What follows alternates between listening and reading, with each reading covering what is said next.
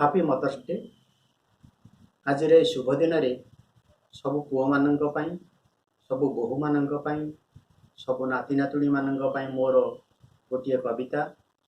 କବିତାର ଶୀର୍ଷକ କିନ୍ତୁ ମୁଁ କୃଷବିଦ୍ଧ।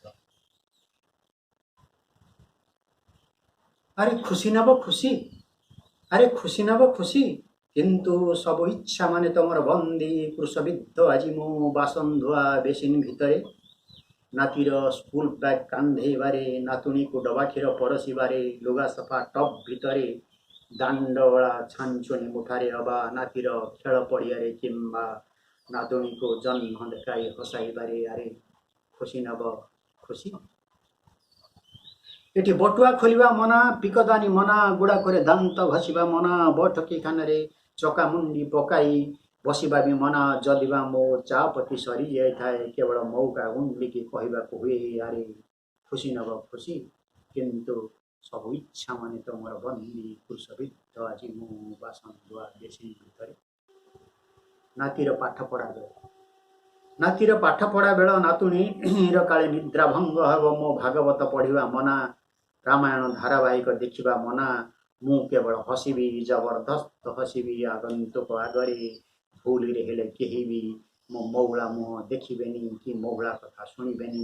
ଏଠି କାନ୍ଥ ବାଡ଼ମାନେ ବି ସଜାଗ ପ୍ରହରୀ ସାଜିଥାନ୍ତି ମୋତେ ତଦାରଖ କରିବାରେ। ଆରେ ଖୁସି ନେବ ଖୁସି, କିନ୍ତୁ ସବୁ ଇଚ୍ଛା ମାନେ ତମର ବନ୍ଦୀ କୃଷବିଦ୍ଧ। ଆଜି ମୁଁ ବାସନ ଧୁଆ ବେସିନ୍ ଭିତରେ।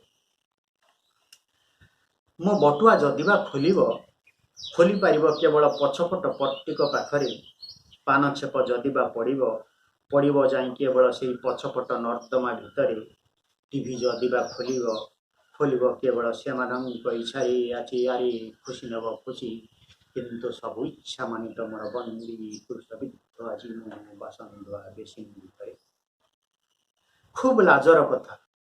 ଖୁବ୍ ଲାଜର କଥା, ଏଠି ମୋ ଇଚ୍ଛାର ଗୁଲୁଗୁଲା କିଣିବା ମନା, ତାଙ୍କ ଇଚ୍ଛାର ଛେନାପୋଡ଼ ମୋତେ ଖାଇବାକୁ ହୁଏ। ପଖାଳ କଂସା ଏଠି ନଥାଏ, ମୋତେ ଖାଲି ରୁଟି ଚାଉମିନ୍ କିମ୍ବା ଚିକେନ୍ ବିରିୟାନୀରେ ରାତି କାଟିବାକୁ ପଡ଼େ। ଖଟକୁ ଗଲାବେଳେ ମୋ ଇଚ୍ଛାରେ ନାତୁଣୀକୁ ପାଖରେ ଶୁଆଇବା ବି ମନା।